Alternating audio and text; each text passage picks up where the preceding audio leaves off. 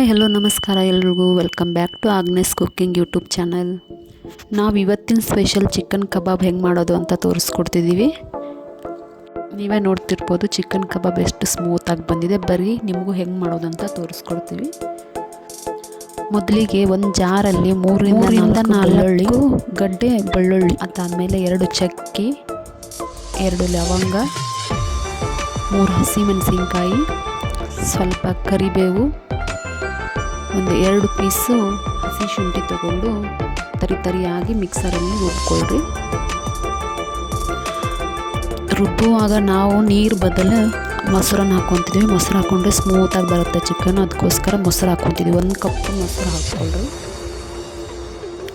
1 ಪ್ಲೇಟಲ್ಲಿ 2 spoon cornflour ಹಿಟ್ಟು, 1 spoon ಮೈದಾ ಹಿಟ್ಟು, ರುಚಿಗೆ ತಕ್ಕಷ್ಟು ಉಪ್ಪು ಹಾಕ್ಕೊಂಡು ಚೆನ್ನಾಗಿ ಮಿಕ್ಸ್ ಕೊಡ್ರಿ.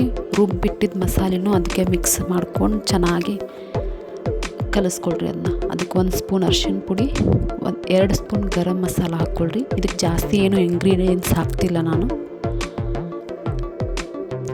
ಆಮೇಲೆ 1 ಮೊಟ್ಟೆನ ಒಡೆದು ಹಾಕ್ಕೊಂಡು ಚೆನ್ನಾಗಿ ಮಿಕ್ಸ್ ಮಾಡಿರಿ. ನೀವೇ ನೋಡ್ರಿ ನಾನು ಹೆಂಗೆ ಮಿಕ್ಸ್ ಮಾಡ್ತಿದ್ದೀನಿ, ನೀವು ಅದೇ ಥರ ಮಿಕ್ಸ್ ಮಾಡ್ಕೊಳ್ರಿ. ಚೆನ್ನಾಗಿ ಮಿಕ್ಸ್ ಆದಮೇಲೆ ವಾಶ್ ಮಾಡಿಟ್ಕೊಂಡಿರೋ 1/4 kg ಅಷ್ಟು ಚಿಕನ್ನ ಅದಕ್ಕೆ ಚೆನ್ನಾಗಿ ಮಿಕ್ಸ್ ಮಾಡಿ ಒಂದು ಅರ್ಧ ಗಂಟೆ ಫ್ರಿಜ್ಜಲ್ಲಿ ಮ್ಯಾನಿಗ್ರೇಟ್ ಆಗೋಕ್ಕೆ ಬಿಡಬೇಕು. ಮ್ಯಾನಿಗ್ರೇಟ್ ಆದಮೇಲೆ ಒಂದು ಕಡಾಯಿಗೆ ಸ್ವಲ್ಪ ಎಣ್ಣೆ ಹಾಕ್ಕೊಳ್ರಿ. ಕರಿಯುವಷ್ಟು ಎಣ್ಣೆ ಹಾಕ್ಕೊಂಡು ಅದಕ್ಕೆ ಒಂದೊಂದೇ ಚಿಕನ್ನ ಎಣ್ಣೆ ಒಳಗೆ ಫ್ರೈ ಮಾಡ್ಕೊಳಕ್ಕೆ ಹಾಕ್ಕೋಬೇಕು. ನೋಡಿರಿ ಎಷ್ಟು ಚೆನ್ನಾಗಿ ಕಾಣಿಸ್ತಿದೆ ಚಿಕನ್ ಕಬಾಬ್. ಹಾಗೆ ಒಂದು ಸ್ವಲ್ಪ ಕಂದು ಬಣ್ಣ ಬರೋವರೆಗೂ ಚೆನ್ನಾಗಿ ಫ್ರೈ ಮಾಡ್ಕೋಬೇಕು. ಚೆನ್ನಾಗಿ ಫ್ರೈ ಮಾಡ್ಕೊಂಡ್ಮೇಲೆ ನೋಡಿರಿ ಒಂದು ಪ್ಲೇಟಿಗೆ ಸರ್ವ್ ಮಾಡ್ಕೊತಿದ್ದೀನಿ. ಎಷ್ಟು ಚೆನ್ನಾಗಿ ಕಾಣಿಸ್ತಿದೆ ಚಿಕನ್ ಕಬಾಬ್.